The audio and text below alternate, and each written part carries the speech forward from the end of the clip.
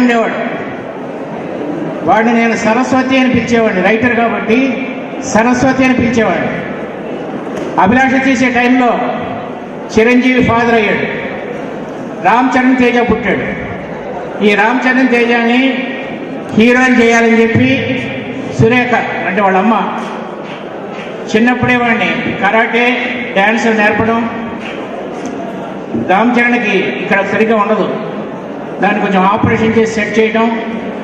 మొత్తానికి మగధీర అనే cinema release అయినప్పుడు వాడు సూపర్ హిట్. మాట్లాడకరా దరిద్రుడా, నీకేరా చెప్పేది, పోవచ్చు కదా, బయటికి పోయి మాట్లాడుకోవచ్చు కదా, ఎందుకురా అట్లా చంపుతాం మమ్మల్ని.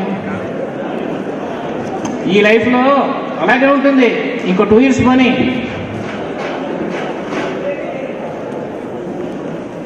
బీటెక్ అయిన తర్వాత వెంటనే ఉద్యోగం రాకపోతే ఉంటుందండి లైఫ్ దరిద్రం. ఇంట్లో పని మనిషి కూడా రెస్పెక్ట్ ఇవ్వదు ఆ 2 years. అది తెలియట్లేదు మీకు. అదే టైంకి మా రైటర్ సరస్వతికి కూడా కొడుకు పుట్టాడు. ఇది ఎందుకు చెప్తున్నానంటే ప్రతి మనిషికి టార్గెట్ అండ్ డిజైర్ ఉంటుంది.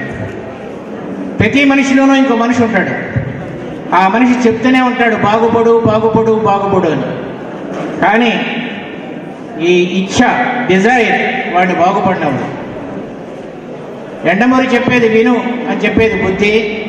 పక్క ఫ్రెండ్తో ఈ ప్రపంచంలో నాకు అన్నిటికంటే డబ్బంటేనే ఇష్టం. చెక్కులైనా కరెన్సీ కట్టలైనా నన్ను దాటి వెళ్లాల్సిందే, అది నా position. First class quality 100% guarantee అంటారు. కట్ చేసి చూస్తే గానీ తెలీదు ఎన్ని పుచ్చులుంటాయో.